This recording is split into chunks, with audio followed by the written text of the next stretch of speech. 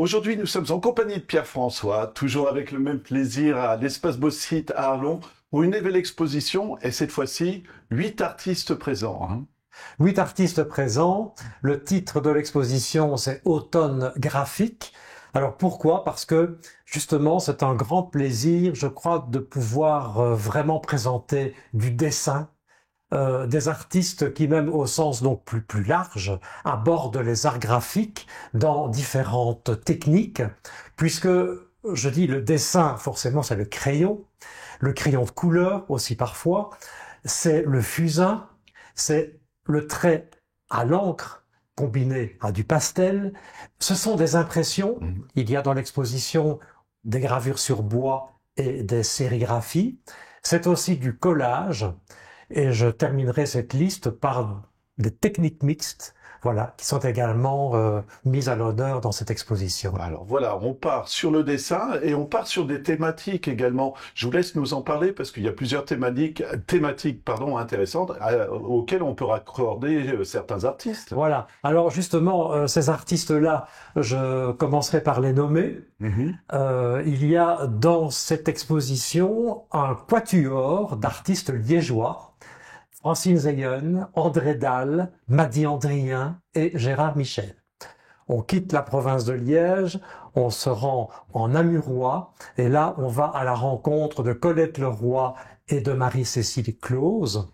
Puis on a Marilène Dossin, qui est de nos régions, qui est bertrigeoise d'origine, mais qui vit dans le nord du pays.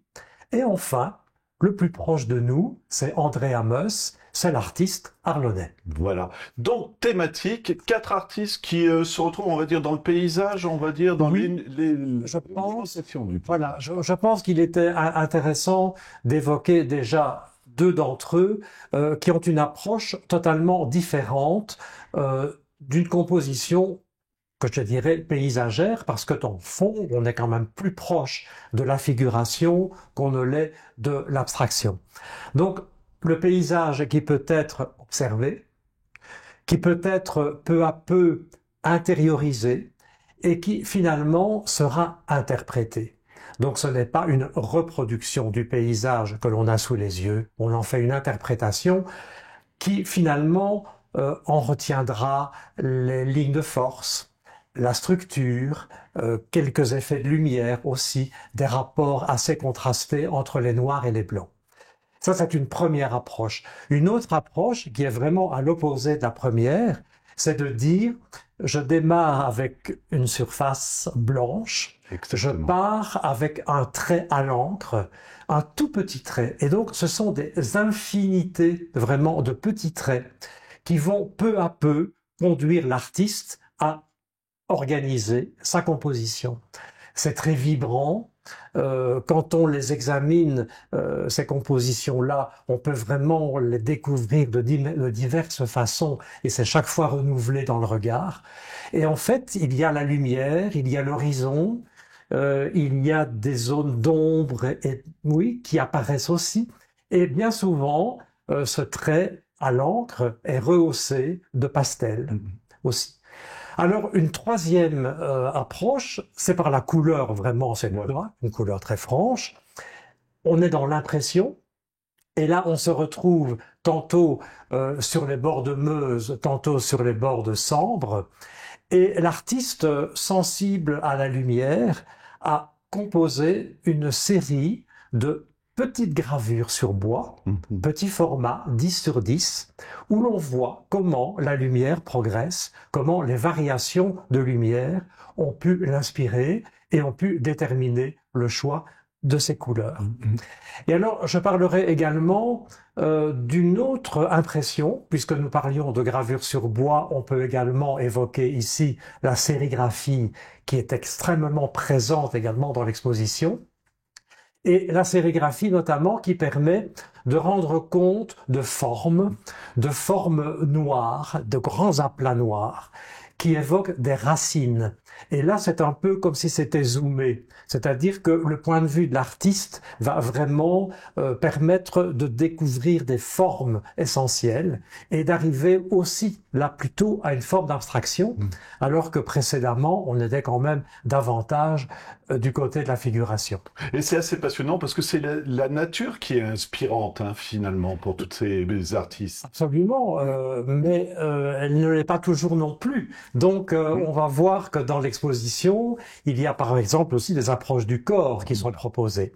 Et donc, le croquis, j'en reviens maintenant au croquis, est très présent. Et là, c'est vraiment la virtuosité du trait que l'on va apprécier à travers des carnets de croquis. On peut feuilleter différents carnets et ces carnets contiennent les œuvres originales.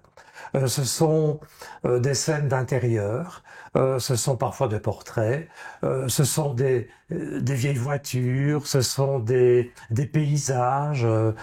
C'est extrêmement varié et parfois même on a l'occasion de découvrir des œuvres comme ça qui sont réalisées à 360 degrés. Donc quand je dis c'est très virtuose, mais c'est en même temps teinté d'humour et puis les rehaus d'aquarelle que l'on y découvre également donnent une dimension quand même plus poétique également. C'est ce que j'allais vous demander, c'est assez poétique aussi, hein, finalement. On parle d'aquarelle, mais il y a aussi tous les paysages, je reviens à ça. C'est une évocation de monde intérieur, parfois de paysages qui existent vraiment, mais c'est le mot poésie qui ressort, hein, finalement. Oui, absolument. Et alors, ces carnets de croquis, on les découvre et on est très proche d'autres carnets qui sont cette fois des carnets de voyage, où là aussi des instantanés apparaissent, traités principalement à l'aquarelle.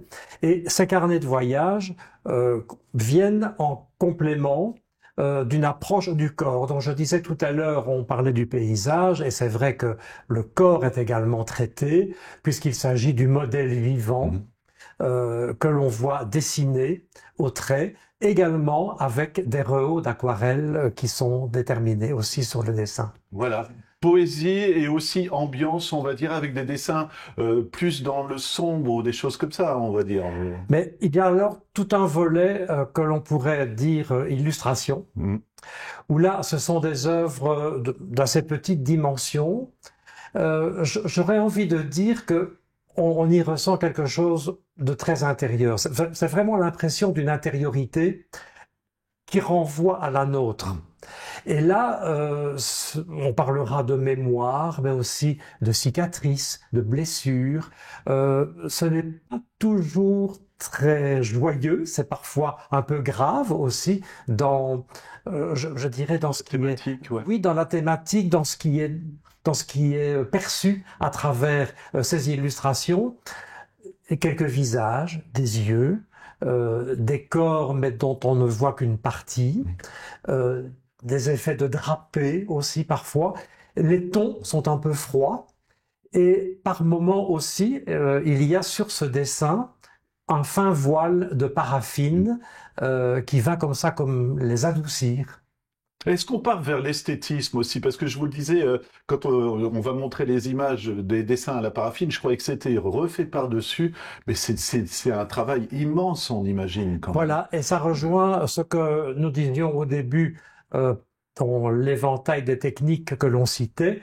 Là, vraiment, les techniques mixtes interviennent, puisqu'il y aura, par exemple, aussi l'intervention du fil.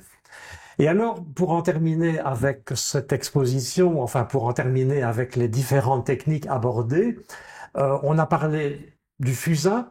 Ce fusain peut être associé alors à du collage. Voilà, il y a un ensemble, une composition qui s'intitule Selfie. Et puis une autre, et là c'est un fusain de grande dimension, c'est un diptyque. Et le titre choisi, c'est Visite guidée.